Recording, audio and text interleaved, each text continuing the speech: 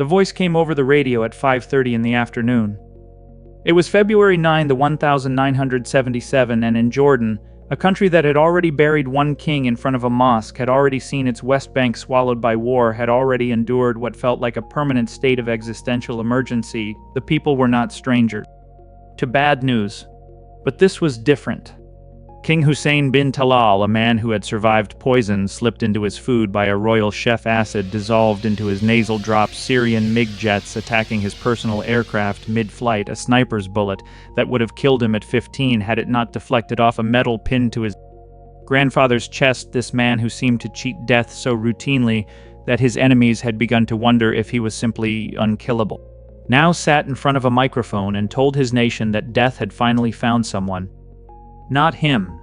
His wife, Queen Alia al-Hussein, 28 years old, mother of a 3-year-old girl and a 14-month-old boy. The woman the Jordanian people called al-Fukara, the mother of the poor. She had not been a target. She had not been in a war zone. She had been returning from a hospital in a military helicopter in a rainstorm she had been warned not to fly through.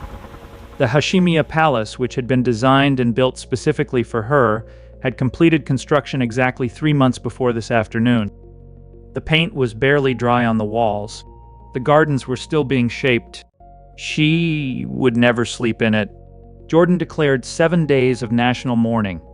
And across the Arab world, people asked the same quiet, unanswered question: how does a queen die on a mercy mission in her own country while her husband, the most assassinated man in the Middle East, stays alive to grieve her?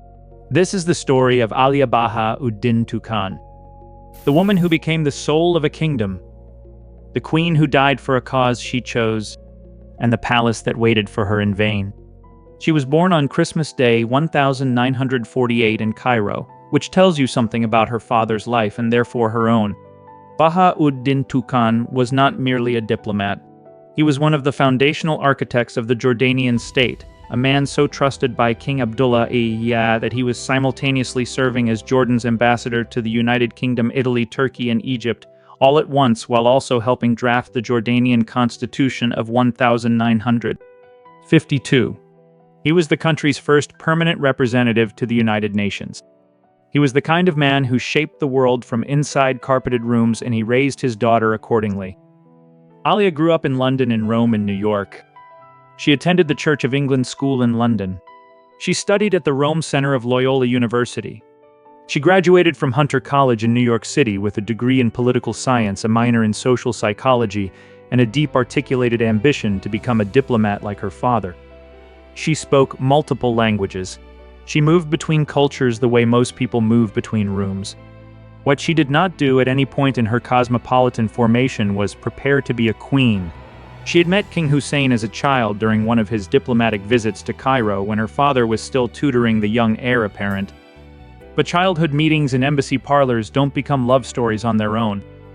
It was 1971 when she returned to Jordan, 22 years old, idealistic, freshly graduated, and it was through the airline that bore his daughter's name that she found her way back into his orbit.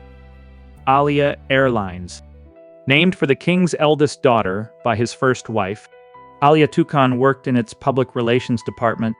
She had been there exactly 2 months when King Hussein asked her to oversee preparations for Jordan's first international water skiing festival to be held in Aqaba on the Red Sea.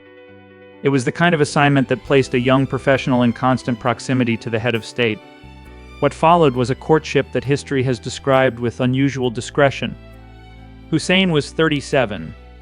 He had already been married twice, divorced from his Cambridge-educated royal cousin Dina, divorced from the British-born Tony Gardner, the secretary who had caught his eye on the set of Lawrence of Arabia.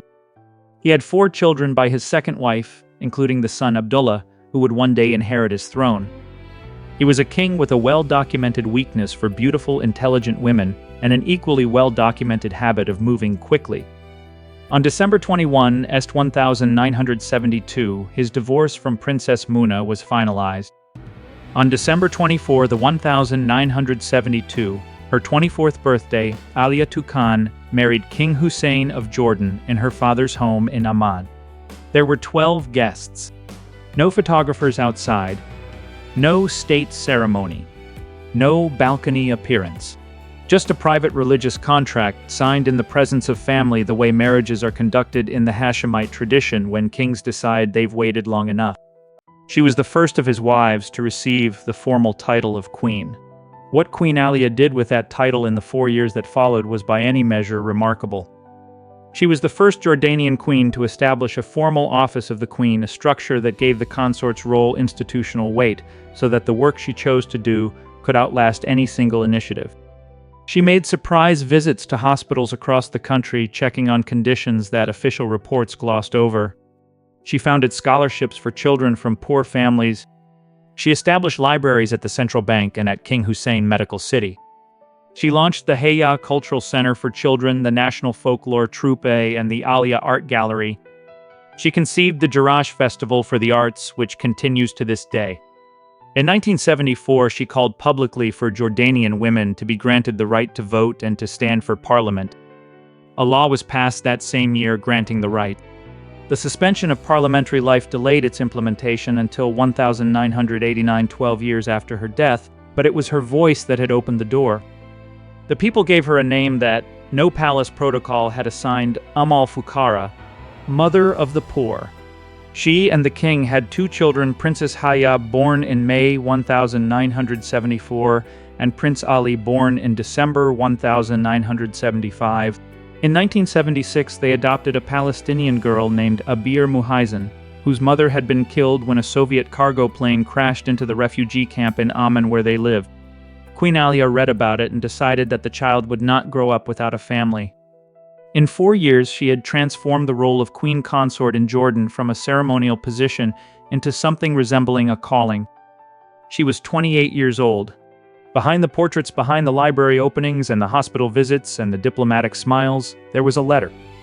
It was written sometime in the mid-1970s in response to a letter from Margaret Trudeau, the wife of Canada's Prime Minister, who had written to Queen Alia in confidence, describing her own loneliness and her husband's all-consuming distance. Trudeau, who would later be open about her struggles with mental illness and her crumbling marriage, had found in the Jordanian queen someone she felt might understand. Alia's reply was this: "I've read your letter and I felt as if I was talking to myself. It's the same misery lonesome inside of me and lies surrounding me, and it's hard to have our own friends. But you are much better than me. Your husband will leave politics and come back to you. But my husband is busy with forever politics till he dies." She told Trudeau that when the king was away, she should shout, break things, scream, cry, because in that release there was comfort. "I've tried it," she wrote. "I felt better.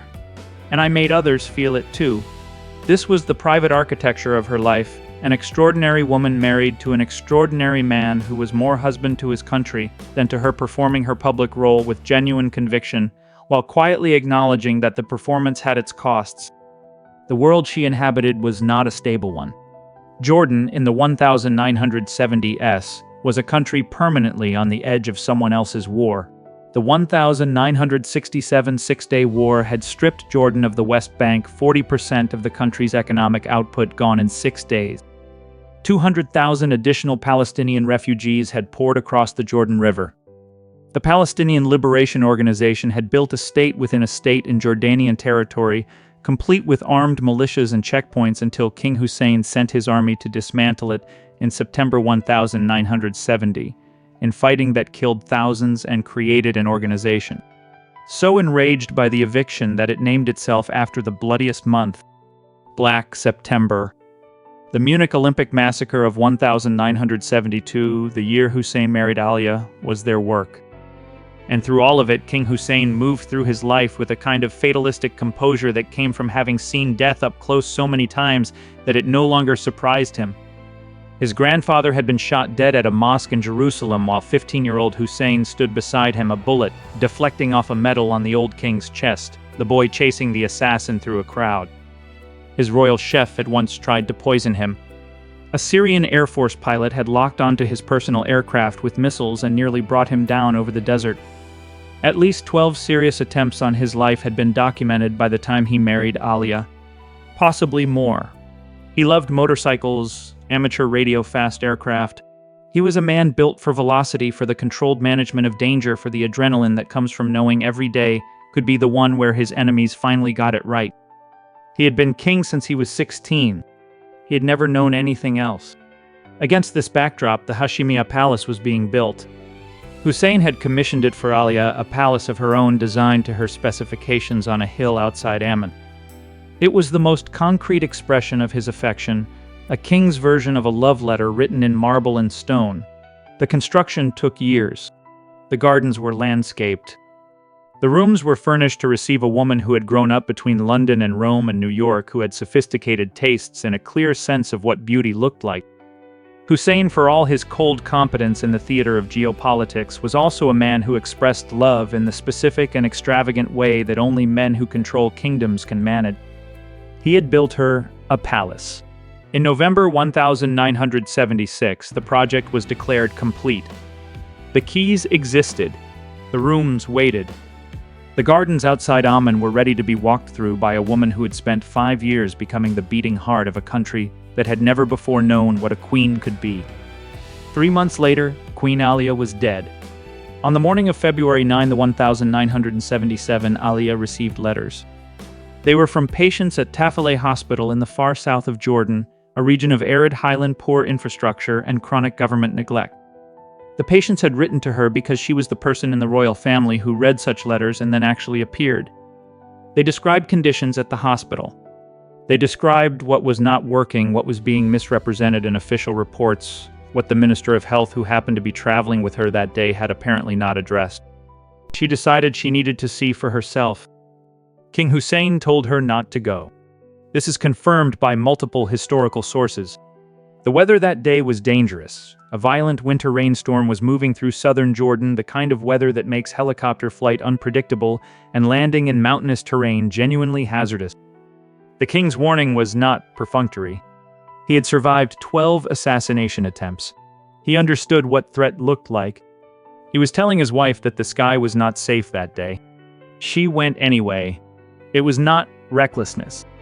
It was the same quality that had made her beloved, the same impulse that had driven her to surprise hospital visits at 6 a.m. to adopt a Palestinian orphan whose mother died in a plane crash, to write laws that changed the lives of women who would never know her name.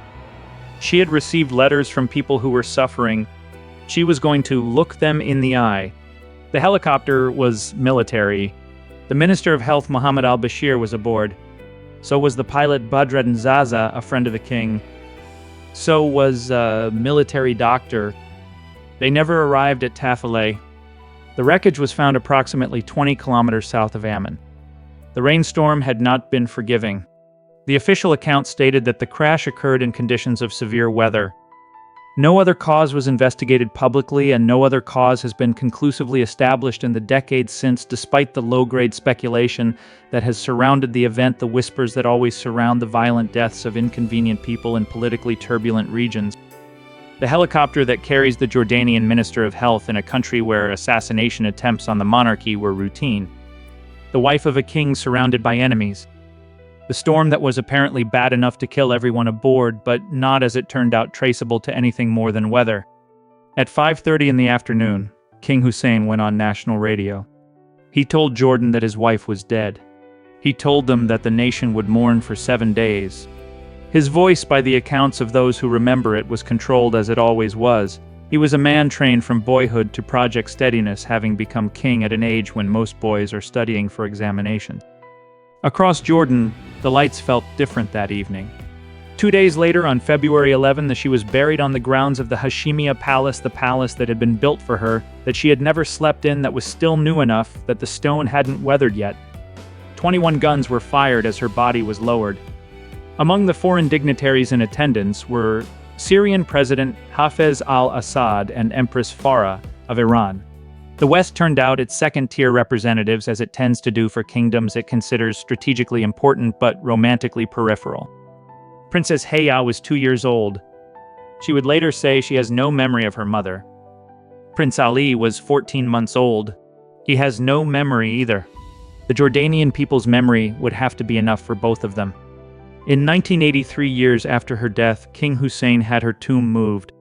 He built a mausoleum for her on a hill outside Amman, a more permanent structure, something that would last longer than his own grief, something that announced to whoever passed that a queen had lived and died, and that the king had not forgotten. The palace that had been built for her became something else, a site of memory rather than habitation, a monument to a plan that history interrupted. In 1983, Jordan opened a new international airport 32 kilometers south of Amman, replacing the older Marca airport that had served the capital since independence. They named it Queen Alia International Airport. Every year, millions of travelers pass through its terminals without knowing whose name they are standing inside. They collect their luggage, pass through customs, step out into the Jordanian air. They do not think about the woman who was named for light, who died trying to see if the poor were being properly cared for, whose legacy was encoded into stone and concrete and boarding gates. This is what countries do when they cannot save the people they loved. They name things. They press her face onto stone and glass and steel, give travelers her name as they pass through a country she never got to finish helping. It is a tribute and an admission simultaneously, the acknowledgement that the best way to honor her was to make her absence functional. Her daughter, Princess Haya, grew up to become one of the most remarkable women of her generation, an Oxford graduate and equestrian who competed at the 2000 Sydney Olympics and international humanitarian. In 2004, she married Sheikh Mohammed bin Rashid Al Maktoum, the ruler of Dubai and Prime Minister of the United Arab Emirates, in what appeared to be a union between two powerful families at the height of their influence. In 2019, she fled. She traveled first to Germany seeking asylum, then to the United Kingdom, where she initiated one of the most extraordinary custody and divorce proceedings in recent royal history, raising questions about coercion, disappearance, and control that echoed quietly the questions never fully answered about her mother. The daughters of queens who die young seem to carry the unresolved questions of their mothers' lives into their own. And then there is the matter of the timeline. Queen Alia died on February 9, 1977. Lisa Halaby arrived in Jordan to begin working for Royal Jordanian Airlines in 1977. On June 15, 1978, 16 months after the helicopter came down in the rainstorm, King Hussein married her, and she became Queen Noor. 16 months. For a man who had loved his wife deeply enough to build her a palace, 16 months is a number that asks to be examined. History is careful not to examine it too closely because the answer is probably mundane. He was a king alone in his 40s in a region where loneliness in a monarch creates political vulnerabilities. He had grown accustomed across 4 marriages to the particular solace of companionship. The fact that the woman who would become his 4th wife arrived in his country the same year he lost his 3rd is in all probability coincidence rather than calculation. Probably, but the speed of it lingers. The palace built for Alia was completed 3 months before she died. The king who warned her not to fly announced her death on the radio, and then 16 months later stood in a wedding ceremony for someone else. The airport was named for her in 1983, when the new queen had already given him 4 more children. This is the arithmetic of royal life, and it is not cruel by design. It is simply the way power functions. Power does not pause for grief. Power does not leave a throne empty while a man works through his loss in the way that ordinary men are permitted to. The continuity of the dynasty is its own imperative, and it runs on a schedule that grief is not consulted about. Queen Alia knew this. She had written to Margaret Trudeau that her husband was busy with forever politics till he dies. She understood the terms. She accepted them. She went anyway to the hospital in the storm when the king told her not to, because patients had written letters and she had promised in the way that she organized her entire public life to show up. There is a certain kind of woman who is destroyed by her own goodness, not through weakness but through the uncompromising insistence on being exactly what she said she was. Alia had told Jordan that she was the mother of the poor. On the morning of February 9, 1977, the poor sent her letters and she honored the title. Jordan named an airport for her. The king remarried in 16 months. And somewhere on a hill outside Amman there is a mausoleum where a 28-year-old queen rests inside a palace that was built for her life and became instead the architecture of her memory. The question history never asked is a simple one. If she had listened to the king that morning, if she had looked at the storm outside and decided the letters could wait, the patients could wait, the truth about the hospital could wait, would she be alive today? And the answer, which is not really history's domain, is almost certainly yes. but she would have been someone else.